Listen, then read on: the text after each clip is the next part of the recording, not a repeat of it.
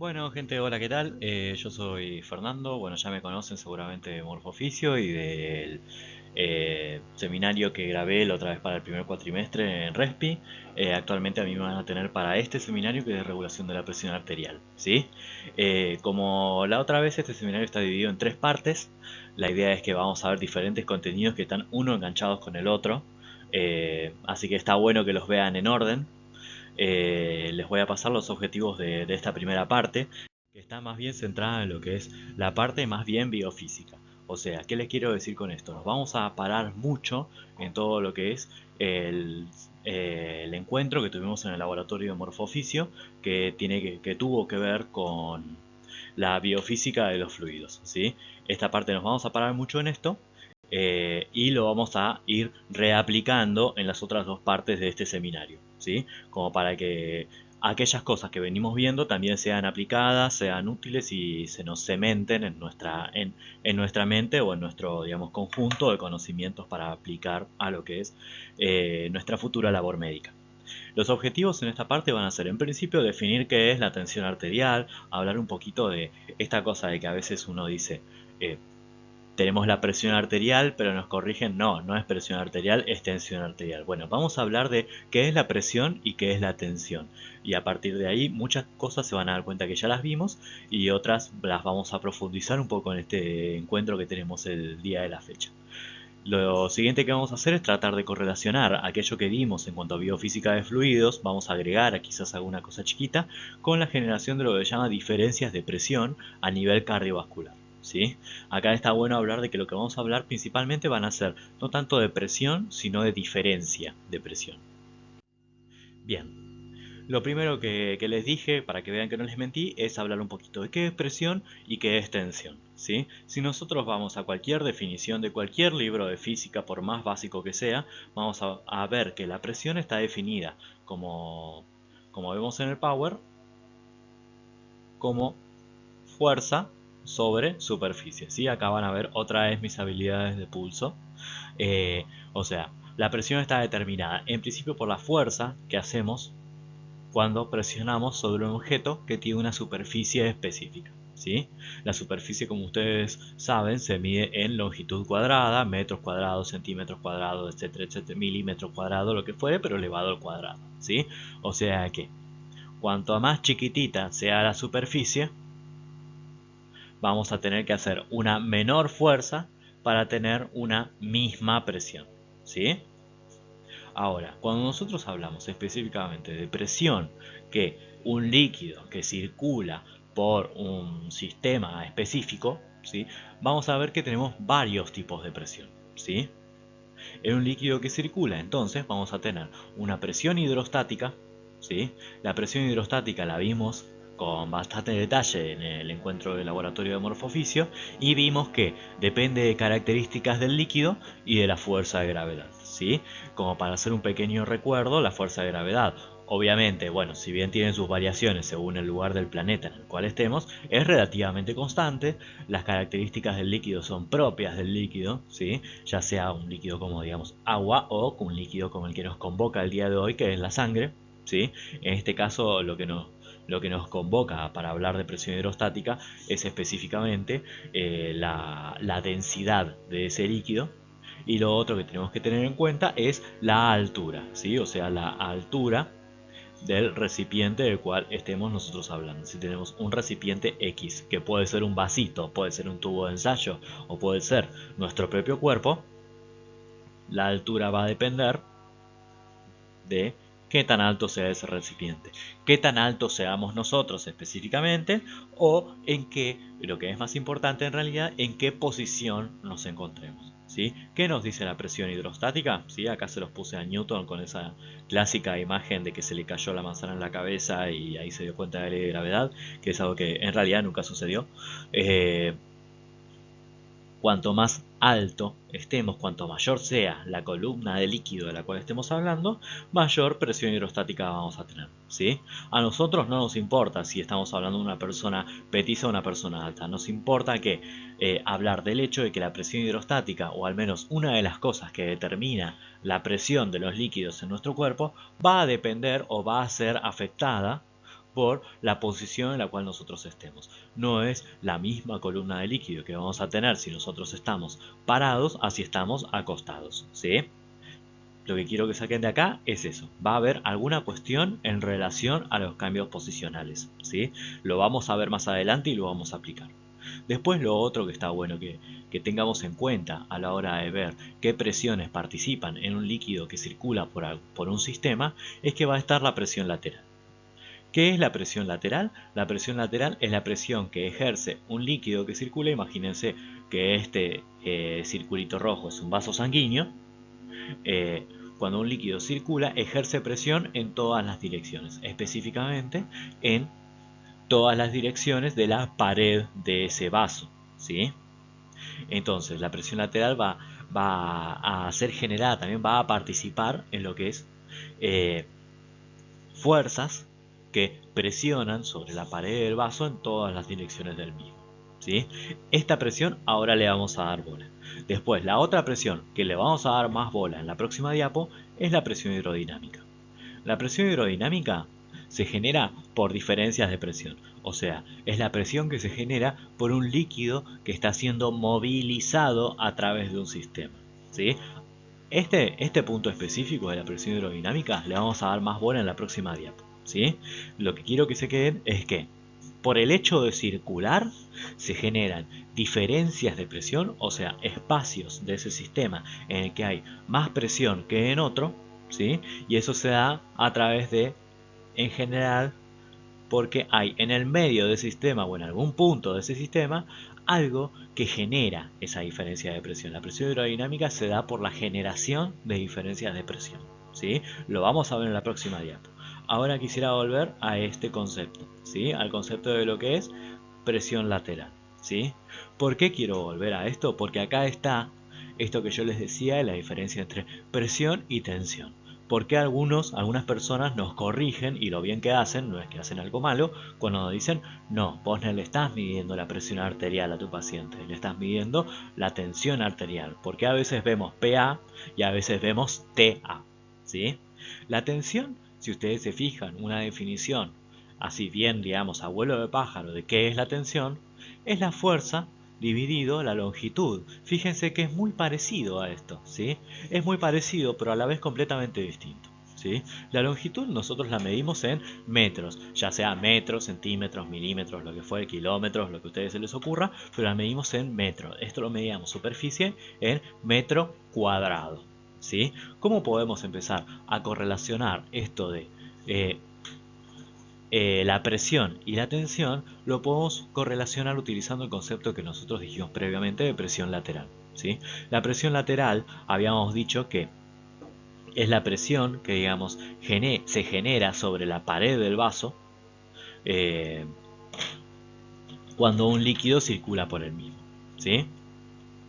Ahora, la presión lateral a su vez genera también una fuerza en la longitud o bien la circunferencia del vaso, ¿sí? La presión lateral genera tensión, ¿sí? Ahora, como les dije, es la fuerza que se ejerce en la longitud de la circunferencia del vaso. Y por otro lado, cuando nosotros medimos la presión arterial, ¿sí? O cuando decimos que lo que medimos es presión arterial, fíjense que lo que hacemos en esencia es colocar un manguito, apretarlo y ver qué tanta presión tenemos que ejercer para colapsar ese vaso, más allá de toda la técnica de la medición de la TA que la vamos a ver en la última parte del seminario. Pero a lo que voy es que cuando nosotros estamos teniendo en cuenta cuál es la presión que tenemos que hacer para colapsar un vaso, estamos evaluando a qué tensión está sometida ese vaso, ¿sí? No estamos midiendo la presión, porque la presión es una cuestión que tiene que ver con el líquido que está circulando por dentro del vaso. Lo que nosotros estamos haciendo cuando tomamos la TA, estamos justamente evaluando qué tanta fuerza o qué tanta presión tenemos que hacer para comprimir o para colapsar ese vaso, en este caso la arteria braquial, que es lo que, digamos, nosotros utilizamos para, digamos, evaluar esta variable o este signo vital, ¿sí? Lo que estamos haciendo entonces es medir algo que tiene que ver con la pared del vaso, ¿sí? La pared del vaso está sometida a tensión por la presión que el líquido le aplica a sus paredes, ¿sí? Entonces, lo que es correctamente, digamos, en cuanto a vocabulario decir, es que nosotros estamos midiendo la tensión arterial, ¿sí? No estamos, a partir de la tensión arterial, estamos infiriendo cuál es la presión que los líquidos están aplicando sobre la pared de ese vaso, ¿sí? Estamos midiendo la TA y a partir de ahí inferimos la PA, ¿sí? Es una cuestión de vocabulario, una cuestión más bien semántica. Pero ante la cuestión de por qué me corrigieron cuando dije presión arterial y me dijeron no, no es PA, es TA, es por esto, ¿sí? Nosotros medimos la tensión infiriéndola de la presión que aplica el líquido sobre la pared del vaso. Pero lo que medimos es tensión, ¿sí? Bien, avancemos. Recuerden igual una cosa, aprovechen esta cuestión de que la clase está dividida en tres partes y también es una grabación. Aprovechen para ir, obviamente, poniéndome pausa y ese tipo de cosas, ¿no? Como para ir viendo esas cosas e ir anotando las dudas que les surgen. ¿Sí? Tengan en cuenta que el miércoles yo estoy enfrente de la computadora toda la tarde por lo menos, desde cuando llego a mi casa en adelante, al mediodía o a eso de la 1 de la tarde, respondiendo las dudas que ustedes ponen, ¿sí? Entonces aprovechen cuando escuchan esta clase para ir justamente generando dudas y poniéndolas, ¿sí?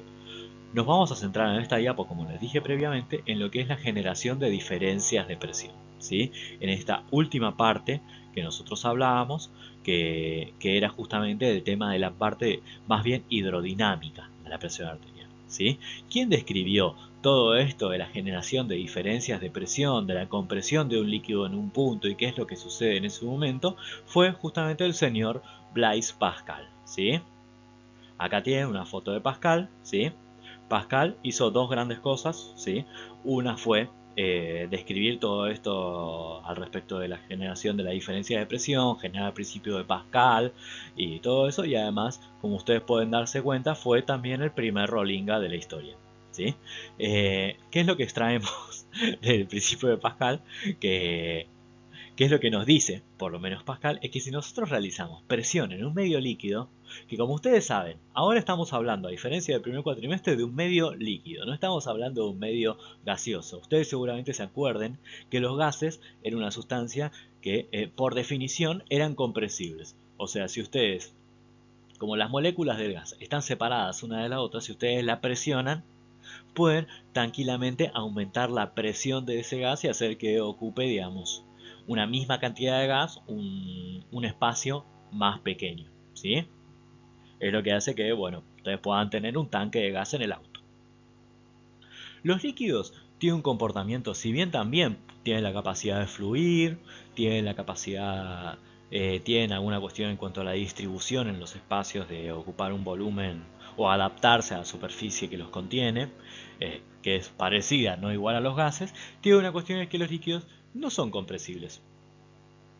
O sea, no pueden, digamos, comprimir un líquido y hacer que ocupe menos volumen del que ocuparía normalmente. Ocupa el volumen que tiene, ¿sí?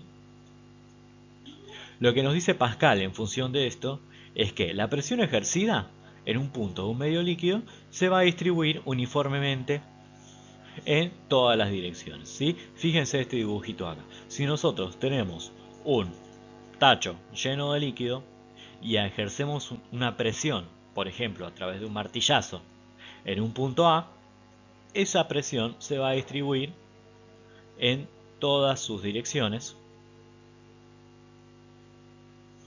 pero eventualmente, como tiene un punto entre comillas débil a nivel de B, va a poder, digamos, exteriorizarse por ese nivel, ¿sí?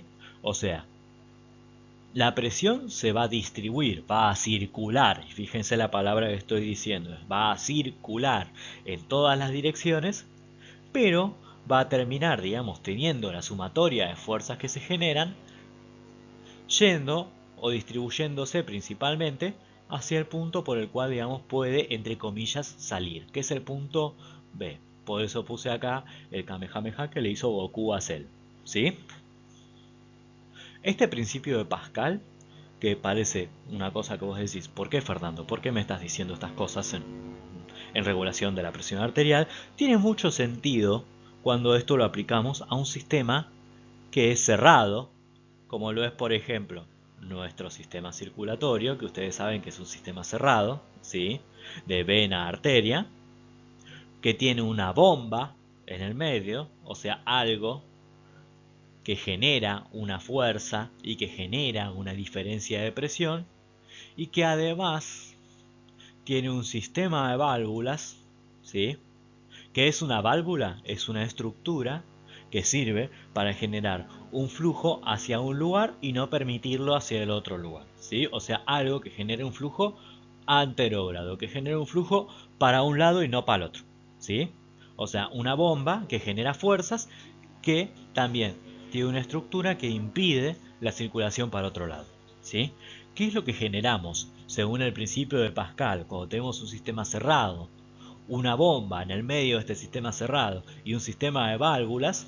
Lo que generamos es circulación anterógrada. Generamos una circulación que va exclusivamente hacia un lado y vuelve por otro, ¿sí? Generamos una circulación de sangre. Y esto es un poquito lo que nos convoca el día de hoy, ¿sí?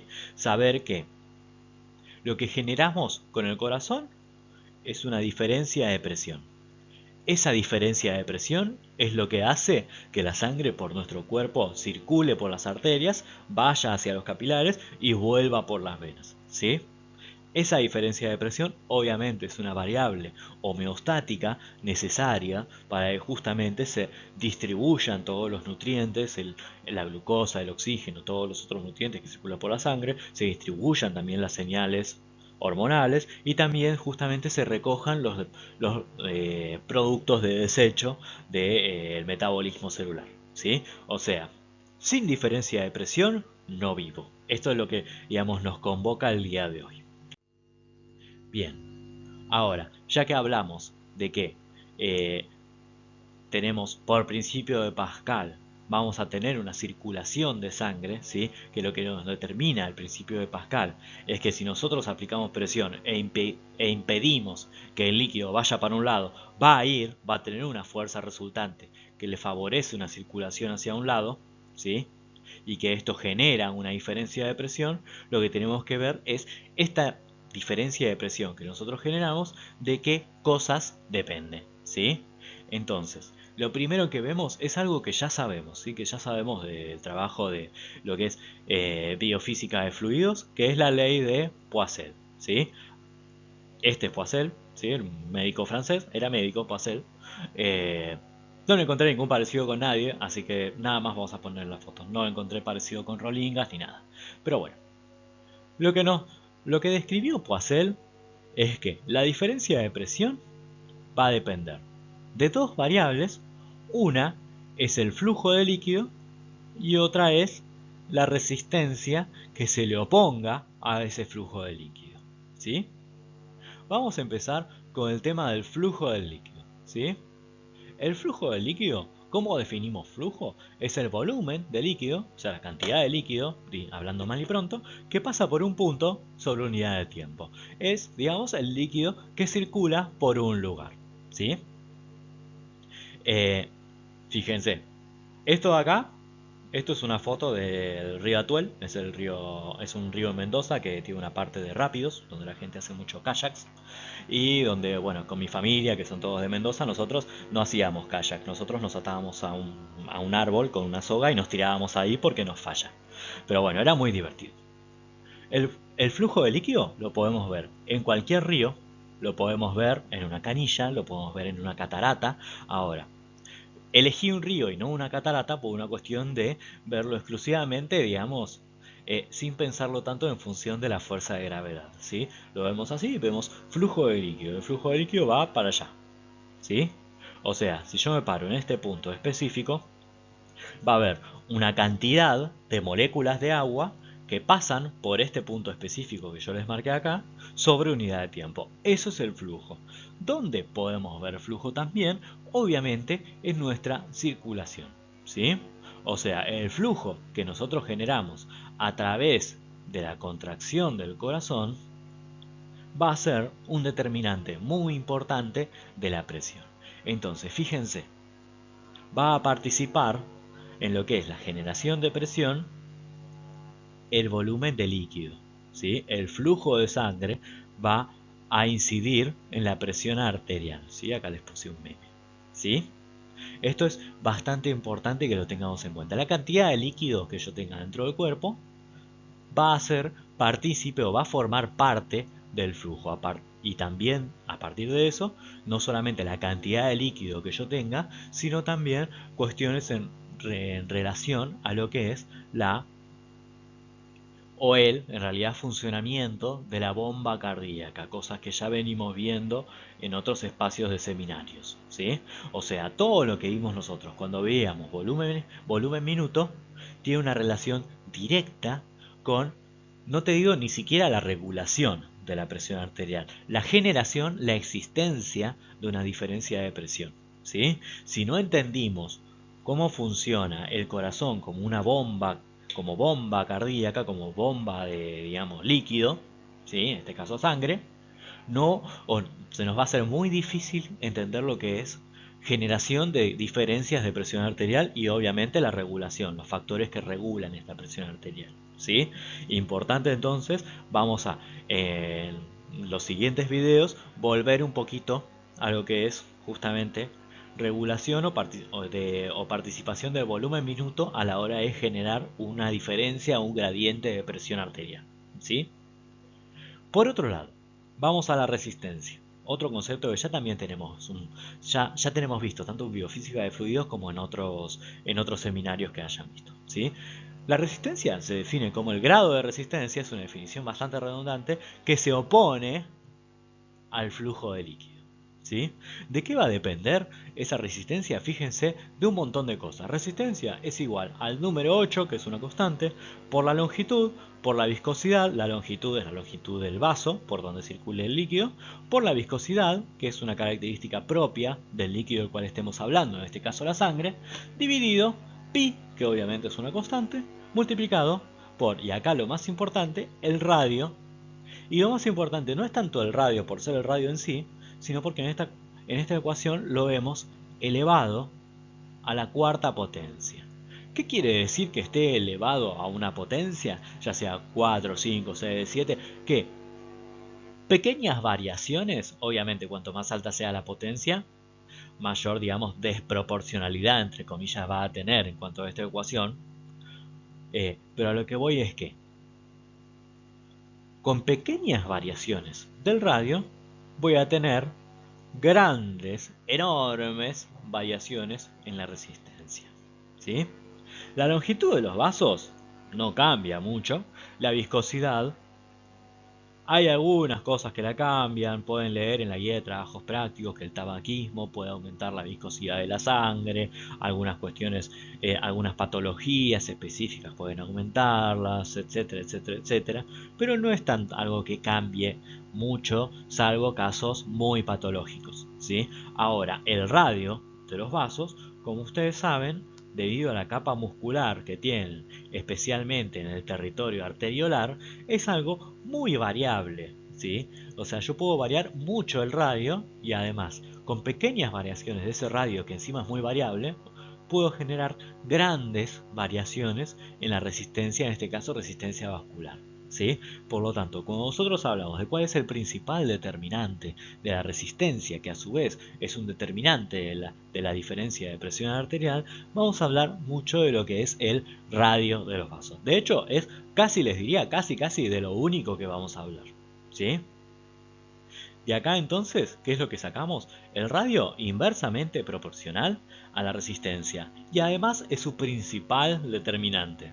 ¿Por qué? Porque está elevado a la cuarta y lo otro no está elevado a nada, ¿sí? Entonces la resistencia de los vasos va a incidir fuertemente en la presión arterial. Para nosotros entender, entonces, de qué depende la presión arterial, tenemos que entender que va a depender de la función cardíaca, como dijimos previamente, y de la función de los vasos sanguíneos, porque la resistencia está dada por el diámetro de los vasos, principalmente, como ustedes saben, de las arteriolas. ¿Por qué? Porque es un territorio vascular que tiene una importante sección transversal, ¿sí? No tiene la mayor sección transversal, como ustedes saben, está en los capilares, pero como también ustedes saben, los capilares no tienen capa muscular, por lo tanto no tienen forma de variar su diámetro, ¿sí? Lo que me sigue son las arteriolas. Tienen la segunda mayor sección transversal y además pueden variar su diámetro, que es el principal factor que me determina la resistencia. Entonces, para entender cómo se regula la presión arterial, tengo que entender cómo funciona el corazón, cómo está regulada la función cardíaca y cómo está regulada también la función, digamos, más bien vascular. ¿Sí? Acá le puse otro meme así, sorprendido, a Pikachu. Bien, esto es la primera parte. ¿Sí? La primera parte, bueno, veo que me extendí unos 26 minutos. La idea es que todo esto en la segunda parte lo vamos a aplicar. Lo que quiero que se lleven de acá es todo esto de la ley de Poiseuille, la resistencia, el radio como principal determinante de la resistencia, el concepto de diferencia de presión. Todo esto lo vamos a aplicar, que parece que está aplicado un poquito en el aire, lo vamos a aplicar directamente dentro de lo que es la función cardíaca en el video que viene. Sin más, me despido y nos vamos viendo en el foro.